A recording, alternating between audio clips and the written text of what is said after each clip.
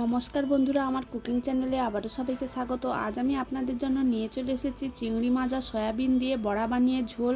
গরম গরম ভাতের সঙ্গে এই রান্নাটা থাকলে আর কোনো কিছুর দরকার হবে না। যারা সয়াবিন পছন্দ করেন না তাদেরও এই রান্নাটা দারুণ লাগবে। এখানে আমি কিছু ছোট দানা সয়াবিন নিয়ে নিয়েছি। আপনারা ছোট বড় যে কোনো সাইজের সয়াবিন নিতে পারেন। সয়াবিনটা আমি প্রথমে 10 থেকে 15 মিনিট উষ্ণ গরম জলে ভিজিয়ে রেখে দেবো। 10 থেকে 15 মিনিট পর সয়াবিনটা ভিজে একদম ফুলে গেছে, নরম হয়ে গেছে। আমি জলগুলো চিপে চিপে বের করে দেব এবং একটা মিক্সির বাটির মধ্যে সয়াবিনগুলো নিয়ে নেব। ওর মধ্যে আগে থেকে কিছু চিংড়ি মাছ ছাড়িয়ে ধুয়ে পরিষ্কার করে রেখেছিলাম, ওগুলো নিয়ে একটা পেস্ট বানিয়ে নেব। পেস্ট করা হয়ে গেলে আমি একটা পাত্রের মধ্যে পেস্টটা ঢেলে নেব। এইভাবে সমস্ত সয়াবিন আর চিংড়ি মাছগুলো আমি পেস্ট করে নেব। চিংড়ি মাছ ও সয়াবিন পেস্ট করা হয়ে গেলে এর মধ্যে দিয়ে দেবো লঙ্কার গুঁড়ো, হলুদ গুঁড়ো, জিরে গুঁড়ো, ধনে গুঁড়ো, গরম মশলার গুঁড়ো, কিছুটা পেঁয়াজ কুচি করে রেখেছিলাম পেঁয়াজ কুচি, কাঁচা লঙ্কা কুচি, স্বাদ মতো লবণ, 2.5 চামচ মতো বেসন দিয়ে দেব। আপনারা চাইলে পেস্টটা জল না দিয়ে শুকনো করেই বানাতে পারেন। আমি এখানে জল দিয়ে পেস্টটা বানিয়েছি, তাই একটু নরম।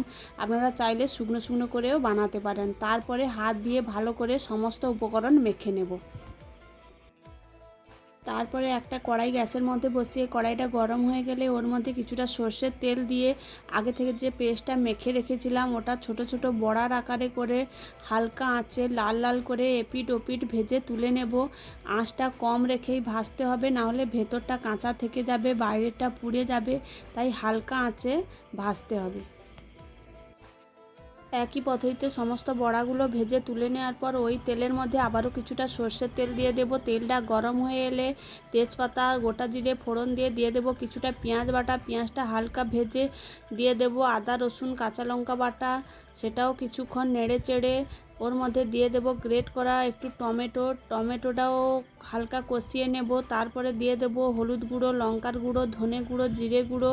সমস্ত মশলা ভালো করে কষানোর পর উষ্ণ গরম জল দিয়ে আবারও খানিকক্ষণ কষিয়ে নেব। যখন মশলাটা একদম ভালো করে কষানো হয়ে যাবে, ওর থেকে তেল ছেড়ে আসবে, তখন আমি কিছুটা চিনি আর স্বাদ মতো লবণ দিয়ে আবারও মশলার সঙ্গে মিশিয়ে আগে থেকে উষ্ণ গরম জল করে রেখেছিলাম ওটাও কিছুটা দিয়ে দেব। বেশি জল দেওয়ার দরকার নেই, কারণ বড়া দিয়ে বেশিক্ষণ ফোটানোর দরকার নেই, বড়াগুলো ভেঙে যাবে।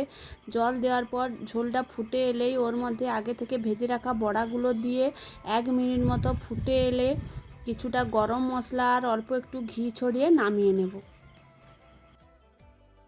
নামিয়ে নিলেই একদম রেডি হয়ে যাবে চিংড়ি মাছ ও সয়াবিন দিয়ে দারুণ স্বাদের বড়া। আপনারাও এইভাবে একবার বাড়িতে বানিয়ে দেখবেন, গরম গরম ভাতের সঙ্গে খুব সুন্দর লাগবে।